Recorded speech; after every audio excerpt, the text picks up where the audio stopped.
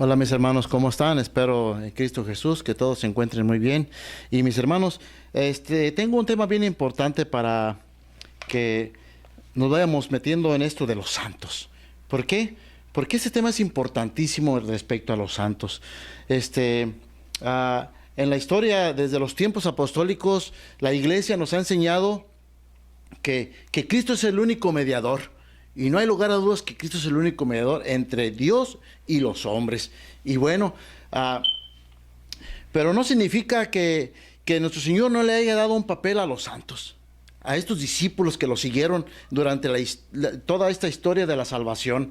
Por ejemplo, podemos constatar en Mateo 10, 7, 8, veramos qué es lo que nos dice respecto a los santos. ¿Qué han hecho ellos? ¿Sí? En San Mateo 10, capítulo 10, versículos del 7 al 8, dice así: mientras vayan caminando, proclamen el reino de Dios. Se ha acercado este reino. Sanen enfermos, resuciten muertos, limpien leprosos, echen demonios, den gratuitamente, puesto que recibieron gratuitamente. Miren cómo el Señor les ha dado el poder a sus discípulos de sanar, inclusive de bautizar, de dar lo que ellos recibieron gratuitamente. Y bueno, entonces también lo podemos ver. ¿Qué más hicieron estos discípulos? Por ejemplo, en Mateo 28, 19, veamos qué dice en la palabra del Señor. Sí, dice así, capítulo 28, versículo 19. Por eso, vaya y hagan que todos los pueblos sean mis discípulos. Bautícenlos en el nombre del Padre, del Hijo y del Espíritu Santo. Pues así, mis hermanos, Dios le ha dado poder a estos discípulos. Y estos discípulos caminaron constantemente llevando esa evangelización. Y ellos son nuestros intercesores ante el Padre. ¿Por qué? Porque Dios le dio ese poder. Y esto no quiere decir que simplemente ellos se hayan tomado ese poder. No, el Señor se los dio. El Señor les ha dado este poder porque ellos tenían. Nuestro Señor Jesucristo murió, resucitó, está sentado a la derecha del Padre, pero estos discípulos se quedan a seguir la obra del Señor. ¿Sí? Y hay que tener muy en claro que, por ejemplo, nos da un ejemplo más en el Apocalipsis de Juan, nos presenta la función de los santos. ¿Cómo es que ellos interceden por nosotros ante el Señor? ¿Sí? Y lo podemos constatar en el Apocalipsis 5:8. Veamos qué dice en su palabra el Señor. Amén. Apocalipsis 5:8. Bien, veremos. Aquí lo tenemos. Así es. Dice así: Cuando lo tomó, los cuatro vivientes se postraron ante el Cordero. Lo mismo hicieron los 24 ancianos que tenían en sus manos arpas y copas de oro, llenas de perfumes, que son las oraciones de los santos. Pueden mirar, mis hermanos, cómo estos discípulos del Señor, ya Juan visualiza qué es lo que estos santos hacen en el trono del Señor, ¿sí? Esas copas son las oraciones que ellos hacen, ¿sí? Para el Señor y intercediendo para nosotros. Realmente los santos no ejercen un servicio si no van ligados a Jesús, ¿sí? Los santos no ejercen esto porque ellos digan, no, pues ya se fue, vamos. No, el Señor les dio ese poder, el Señor los dejó. Y ellos son la mediación y están unidos a Cristo, ¿sí? Ellos están unidos a este Señor, a nuestro Señor Jesucristo, y es su misión. Ellos tienen que caminar, ¿sí? Por ejemplo, podemos ver unos datos buenísimos que nos hablan de qué hicieron en este caso los discípulos del Señor aquí en la tierra. Por ejemplo, en Hechos de los Apóstoles, hay muchos casos donde Dios no actúa por él. O sea, usa a sus discípulos, ¿sí?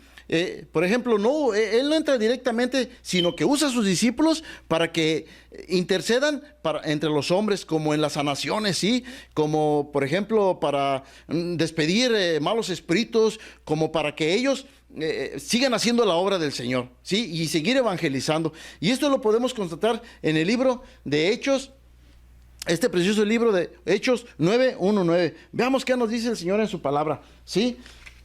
Hechos 1:9. Veramos qué dice. Hechos de los apóstoles.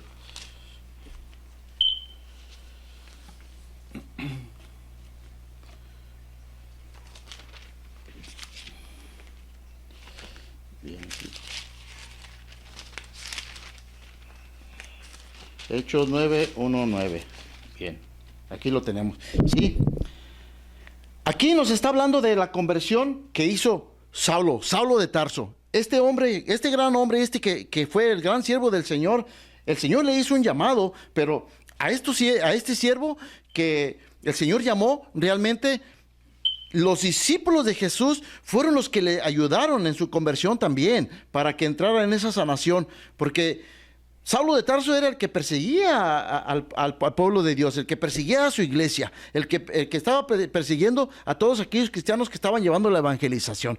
Entonces, eso usted lo puede constatar en sus sagradas escrituras, ¿sí? Y aquí podemos ver todo lo que los santos estuvieron intercediendo. Esto usted lo ve en Mateo 9:1-9. Y lo hago así porque para poder avanzar un poquito más, ¿sí? Aquí, por ejemplo, en Hechos 5, 15, 16, nos habla cómo la gente quería la sanación y por donde iba Pedro llevando la evangelización, todos las personas enfermas, los que no podían, pues los tenían que llevar en camilla, los tenían que llevar ahora sí que sus parientes, sus familiares, o de alguna forma llegaban ellos a donde iba a pasar Pedro, en este caso, ciegos, sordomudos, en general, leprosos, ahí llegaban todos estos enfermos y ellos decían, por su fe, solamente con que me pase la sombra de Pedro por encima, seré sanado. Ellos tenían esa fe ciega que decían, solamente con esta sombra, yo ya voy a sanar. Entonces, la fe era grande. Entonces, sí, realmente era la obra del Señor que iba trabajando, ¿sí? Pero ¿por medio de quién? De sus discípulos, de estos grandes santos que interceden delante del Señor por nosotros. Muchas de las veces nosotros aquí en la tierra, especialmente los hermanos separados que nos echan en cara que no, que los católicos son muy santurrones y le van más a los santos que a Dios. No. Aquí el centro de nuestra vida cristiana es Cristo Jesús. Pero los santos tienen una gran labor que han hecho y aún sigue esta iglesia santa católica que ha encaminado muchas almas a la santidad. Pero mis hermanos, si nosotros que somos pecadores podemos interceder por otra persona, mis hermanos, y somos pecadores, pero así hacemos oración al Padre para que esta persona sane, para que esta persona alcance, pues ahora sí, pues la salvación y la sanación. Entonces, pues cuánto más poder pueden tener estos santos que ya están ahora sí contemplando la gloria de Dios, que ellos ya están allí y ellos pueden hacer mucho por nosotros. Y la iglesia siempre nos ha alentado para que nosotros nos llenemos espiritualmente y crecer en esa fe, pero en Cristo Jesús. Y los santos tienen mucho que ver porque ellos fueron los que iniciaron junto con el Señor Jesucristo este tipo de evangelización. Aquí tengo un escrito y fíjese lo que dice mi hermano. Y todo esto pueden sacar dos conclusiones. En primer lugar, Dios no tiene celos de sus siervos, los santos. Al contrario, por medio de ellos recibe mayor gloria, porque resplandece su grandeza en la humildad de los que lo aman. En segundo lugar, la iglesia es una familia. Y así como pedimos a nuestros amigos que recen por nosotros, con mayor razón lo podemos pedir a nuestros hermanos los santos, que gozan de la presencia de Dios. Amén. Mis hermanos, puede darse cuenta cómo el Señor no es celoso porque uno interceda por otras personas. No, el Señor no es celoso. Sí, al contrario, Él engrandece en su gloria. Amén. Mis hermanos, fue un placer estar nuevamente con ustedes. Cristo le ama. Que la paz de Cristo esté en su corazón. Le veo pronto, mi hermano.